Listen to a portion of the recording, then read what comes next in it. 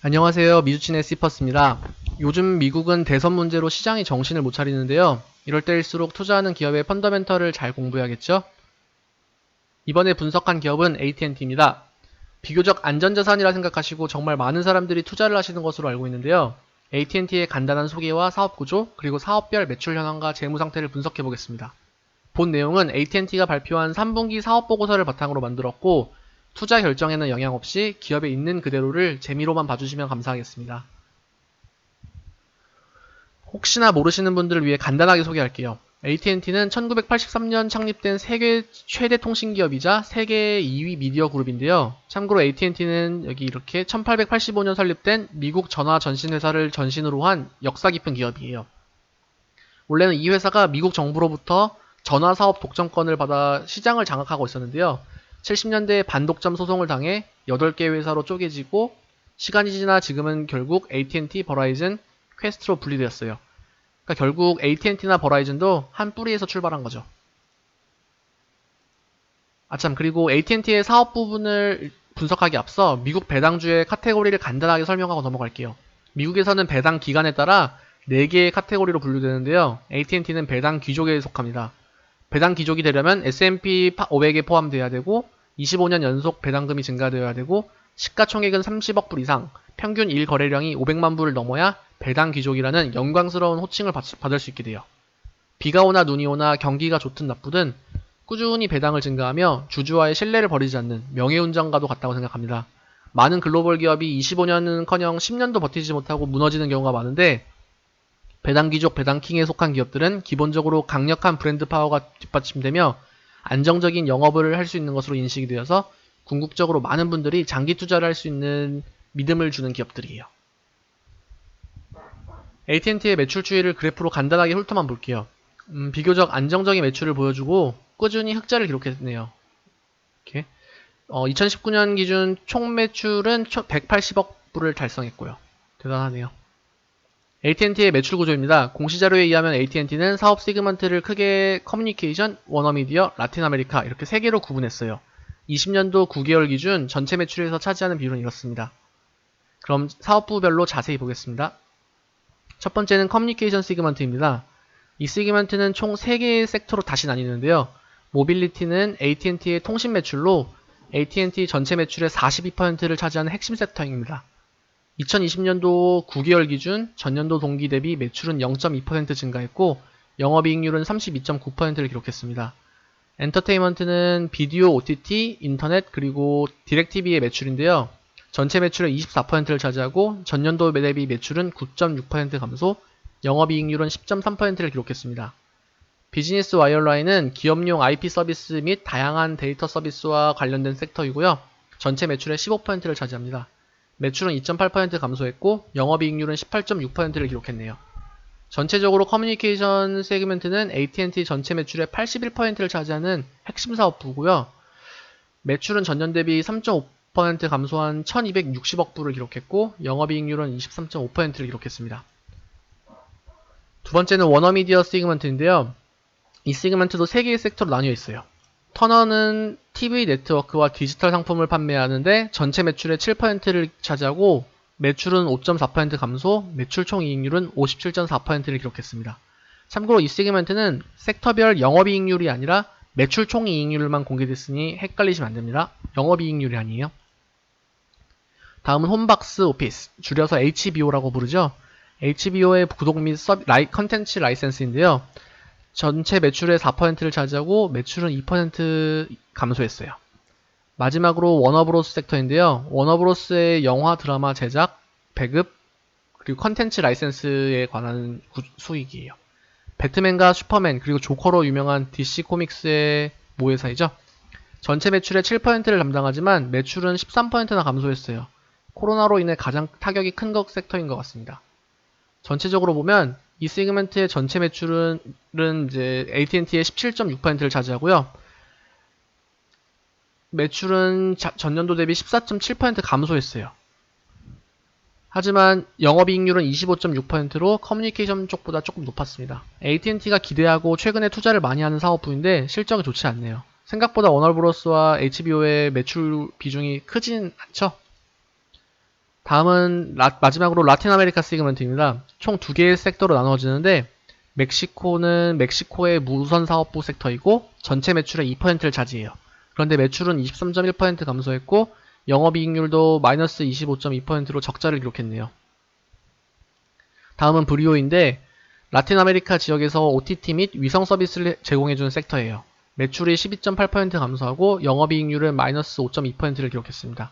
전체적으로 이 시그먼트는 AT&T의 매출의 3.3%를 차지하지만 매출이 19% 감소했고 영업이익률도 13.9% 감소하는 등 AT&T 입장으로는 이 시그먼트의 지속 가능성에 대해 다시 한번 곰곰이 생각해봐야 할 정도로 최근 상황이 좋지 않습니다. 그럼 위에서 설명한 8개 섹터들의 1년간 매출 비중 변동을 볼게요. 1년간 모빌리티 비중이 2.7% 증가했는데요. 이 기간 AT&T의 전체 매출은 6.17% 감소했습니다. 즉 다른 사업 섹터들의 매출 부진에 의해 이 비중이 강제적으로 변동된 건데요. 참고로 모빌리티를 제외한 7개의 모든 섹터는 매출이 크게 하락을 했어요. 상태가 좋아 보이진 않죠? 그렇지만 AT&T 주주분들이라면 다행인 점이 있습니다. 휴대폰 통신 섹터는 AT&T 전체 매출의 41.6%를 차지하는 핵심 사업부인데요. 표를 보시면 다행히게도 AT&T의 통신 가입자 수는 꾸준히 증가 중에 있고 최근 2년간 18.5% 증가했어요. 2020년도 3분기 기준 총 1억 7,600만 명의 가입자를 보유하고 있고 2위인 버라이즌과 비교하면 거의 8천만 명 정도 차이가 나며 격차가 벌어지고 있습니다. 압도적으로 1등을 유지하고 있어요, 지금. 가입자 수를 바탕으로 향후 5G 시대에서도 수혜를 받을 수 있다고 생각하는데요. 그리고 추가적으로 HBO와 워너브로스의 긍정적인 점도 설명드리고 싶어요. 많은 분들이 아시겠지만 HBO의 프리미엄 서비스인 HBO Max가 올해 5월부터 시작됐는데요. 1분기 기준 가입자 수가 15%가량 증가했어요. HBO Max에는 세계에서 가장 유명한 프로그램 중 하나인 프렌즈가 독점 공급되고 있죠. 이 사업부의 영업이익률은 비교적 높은 편으로 앞으로도 다양한 컨텐츠를 바탕으로 이쪽의 구독자 수를 늘리며 매출을 키워주는 것이 중요할 것 같습니다. 그래도 전체 매출 42%를 차지하는 통신사업부가 비교적 안정적으로 성장하고 있다는 것은 정말 큰 장점인 것 같습니다. 아무래도 AT&T를 투자하는 가장 큰 이유 중 또 다른 이유는 안정적인 배당금이겠죠. 11월 8일 기준 AT&T의 배당률은 7.58%를 기록했어요. 굉장히 높아 보이지만 사실 이건 최근 AT&T의 주가가 떨어진 영향도 크죠. 그래도 주가가 떨어져도 꾸준히 배당금을 늘린다는 사실이니 배당금만을 위한 장기 투자자분들은 이 부분에 대해서는 안심해도 될 것 같아요. AT&T의 평균 4년치 배당률은 6.14%로 굉장히 높았고 25년 이상 배당이 이제 증가되었었어요. 뒤에서 보시겠지만 AT&T는 미국 통신자 가입수로 1등을 기록하는 등 그래도 핵심 사업 분야의 비교적 안정적인 영업으로 앞으로도 최소한 배당금을 지급할 현금 흐름은 충분할 것으로 보입니다. 많은 분들이 AT&T의 배당 컷을 예상하시는데요. 저는 개인적으로는 AT&T가 배당 컷을 할 것이라고는 생각 안 합니다. 회사의 실적이 나빠지고는 있지만 배당 컷을 할 만큼 회사가 힘들진 않아요. AT&T의 수익률을 볼까요? 2020년도 9개월치를 전년도 동기와 비교한 차트입니다. 앞에서 설명드린 것처럼 매출은 6.2% 감소했고 영업이익률과 순이익률도 각각 2.4%, 1.5% 감소하는 등 최종적으로 7.6%의 순이익률을 기록했어요. 참고로 AT&T의 수익률은 3년 전인 2017년의 기준 절반 이상으로 하락했습니다. 18.3%, 11.3%, 9.1%, 그리고 이번엔 7.6%로 매년 하락 중에 있네요. 이 부분은 좀 심각해 보입니다. AT&T는 매출도 매출이지만 수익률을 방어하는데도 고민이 많을 것 같아요. 수익률이 안 좋고 전망이 없어 보이는 사업 부분을 과감하게 정리해야 할 필요도 있을 것 같습니다. 멕시코 사업 등등이요. 참, 지난주에 뉴스를 보니 AT&T가 디렉TV 사업 부분을 팔 거라는 소식도 있더라고요. 계속 지켜봐야겠죠. 참고로 AT&T가 다른 사업부를 매각하는 거는 회사가 힘들어서 급하게 돈이 필요해서라기보다는 이런 수익률 등 조직을 좀 슬림하게 운영하고 싶다는 생각이 더 큰 것 같아요. 그리고 특이사항으로는 중요한데요. 매출 대비 감가상각을 볼게요. AT&T는 업종 특성상 유형자산에 대한 고정비용 그리고 감가상각의 비중이 굉장히 커요. 2020년도에는 매출 대비 감가상각의 비용이 17.1%나 차지했습니다. 전체 비용이. 전년 대비 이렇게 1.3% 증가하면서 수익률이 더 떨어져 보이는 착시 효과가 발생한 거예요. 하지만 감가상각은 실제 현금 흐름에서 발생하지 않는 비용이라 뒤쪽에 현금 흐름표에서 다시 애드백 해줍니다. 그래서 사실 표면적인 순이익률은 7.6%로 낮아졌지만 감가상각을 보면은 실제로는 전년도랑 순이익률은 비슷해 보여요. 다행인 점은 핵심 사업부인 통신과 미디어의 영업이익률은 23.5%, 25.6%로 비교적 높은 편이라 이쪽에 지속적인 매출 증가가 필요합니다. 다음은 AT&T의 대차대조표로 재무 건전성을 봐볼게요. 2020년도 9월 말 기준 부채 비율은 176%, 유동 비율은 83.9%, ROE와 ROE는 각각 12.3, 4.4%를 기록했습니다. 전분기 대비 자산과 부채 그리고 자본이 조금씩 하락했고요. 전체 자산 중 9.27%가 유동자산으로 회사의 유동성은 정말 좋아 보이지 않습니다. 23.9%가 PPE였고 영업권 라이센스 및 트레이드마크가 전체 자산의 절반을 차지했습니다. 전체적으로 봤을 때 자산의 퀄리티는 그렇게 좋아 보이지 않았어요. 개인적으로는. 해석은 다를 수 있습니다. 특이사항으로는 9월 말 기준 1552억 불가량의 아웃스탠딩 밸런스 부채가 있었고 이 부채의 평균 이자율은 4.1% 수준이었습니다. 또 이번 분기에 약 176억 불가량의 기존 부채를 낮은 이자율로 전환하는 등 추후 금융비용을 좀 줄일 수 있게 됐어요. 마지막으로 현금 흐름입니다. 9개월 누적인데요. 현금은 영업활동에 의해 330억 불 증가, 투자활동에 137억 불 감소, 재무활동에 의해 217억 불 감소하는 등 기말 최종 현금은 98억 불 보유로 마무리했습니다. 일단 순이익에서 96억 불, 그리고 감가상각에서 279억 불의 현금이 애드백되면서 증가되면서 영업활동에 의한 현금 흐름을 엄청나게 플러스해 주었습니다.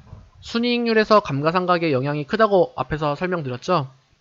여기 현금 흐름에서 다시 애드백 돼주네요. 그리고 향후 투자활동과 인수합병 등의 이유로 132억 불, 12억 불 감소해주는 등 지속적인 투자활동도 좋아 보입니다.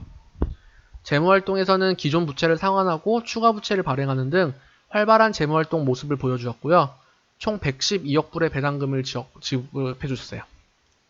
일단 영업활동에 의한 현금 흐름은 굉장히 탄탄하고요. 지속적인 투자활동 및 배당금 지급의 모습을 보여주고 있습니다. 이렇게만 봤을 때 배당 컷의 가능성은 낮아 보입니다. 영업활동의 현금으로도 충분히 다 할 수 있거든요. 결론입니다. AT&T는 25년간 꾸준히 배당금을 증가한 명예로운 배당 귀족주이고요. 최근 워너브로스를 인수하며 새로운 사업도 구상 중이지만 기존 통신 사업만으로도 배당금 지급은 가능할 정도로 안정적이에요. 하지만 통신사업부를 제외한 모든 사업 섹터의 매출이 감소하는 등 AT&T는 지금 굉장히 큰 고민을 하고 있을 것 같습니다. 특히 미디어 섹터와 라틴 아메리카 섹터는 각각 14%, 19% 매출을 하락하며 정신을 못 차리고 있는 것 같습니다. 그래도 통신 가입자 수가 매년 증가하고 1억 7천만 명이라는 숫자로 압도적인 1위를 기록하고 올해 5월부터 시작한 HBO 맥스의 가입자 수가 크게 상승하고 있는 것으로 보아 일단 핵심 사업부는 안정적으로 운영 중에 있다는 것이 그나마 다행으로 보입니다. 만약 핵심 사업부인 통신 사업부까지 흔들리고 감소하는 추세면 와 이건 정말 답이 없어 보여 것 같아요.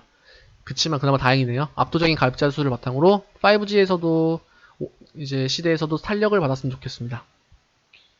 그래도 수익률이 계속 하락하고 유동성이 취약한 등 재무 건전성이 탄탄해 보이지 않는 것은 큰 리스크로 볼 수 있어요. 전체 자산에서 유동자산이 9.2% 수준밖에 안 되고 유동 비율은 83%로 1년 내에 갚아야 할 돈이 현금화될 돈보다 더 크다는 것을 의미하니까요. 좋은 신호는 아닙니다. 그래도 앞서 설명드린 대로 감가상각의 비중이 커서 영업활동에 의한 현금 흐름은 생각보다 양호하고 탄탄했습니다.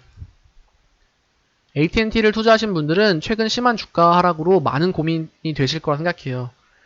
하지만 이 회사를 배당주 목적으로 장기 투자로 생각하신 분들은 너무 심한 걱정은 안 하셔도 될 것 같습니다. 오히려 장기적으로 본다면 추가 매수의 기회가 될 수도 있겠죠. 배당금만 본다면.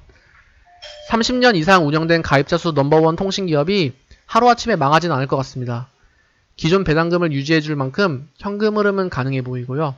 결국 배당주로서는 아직 걱정할 기수준은 아닌 것 같습니다. 하지만 성장주로서의 가치는 아직 잘 모르겠고 이건 더 고민해 보셔야 될 것 같아요. 오늘 AT&T에 대해 분석을 해보았는데요. 부족하지만 끝까지 영상 봐주신 모든 분들께 감사의 말씀 전하고 싶습니다. 구독과 좋아요 그리고 알람 설정 꼭 부탁드리고요. 격려의 댓글은 항상 감사합니다. 감사합니다.